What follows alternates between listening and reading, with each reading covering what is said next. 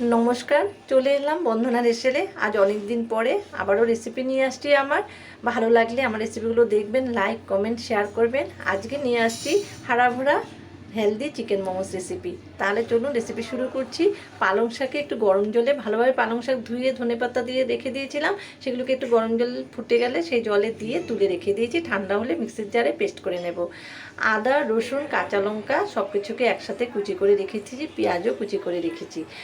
এখানে নিয়েছি 1 কাপ আটা, সেই আটা সামান্য একটু নুন দিয়েছি আর পালং শাকের পেস্ট দিয়ে একটি গ্রিন ডো আর একটি সাদা ডো বানিয়ে রেখে দিয়েছি। আর 1 কাপ আটার মধ্যে নুন দিয়ে শুধু জল দিয়ে ওটাকে যেমন রুটি বানায় সেরকম ডো বানিয়ে রেখে দিয়েছি।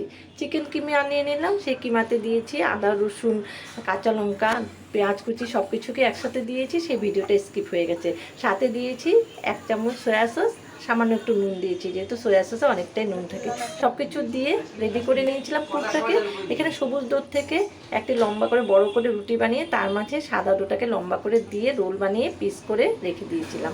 সেই পিসের থেকে একটা করে তুলে লিচি কেটে সেই লিচিতে 1 চামচ করে চিকেন কিমা দিয়ে এরকম দেখুন সুন্দর একটা ডিজাইন দিয়ে মোমোসগুলোকে রেডি করে নিয়েছি। দেখতে ভীষণ সুন্দর লাগছে আর বিশ্বাস করুন এই মোমোসগুলো খেতে ভীষণ ভালো লাগে। যদি লঙ্কাটা না দিই তাহলে আমরা ছোটো বাচ্চাদেরকেও সেইটা খাওয়ানো যাবে। তো সব কটা মোমোস আমার রেডি হয়ে গেছে। একটি কড়াই বসিয়ে দিয়েছি, সেই কড়াইয়ে সামান্য একটু জল দিয়েছি।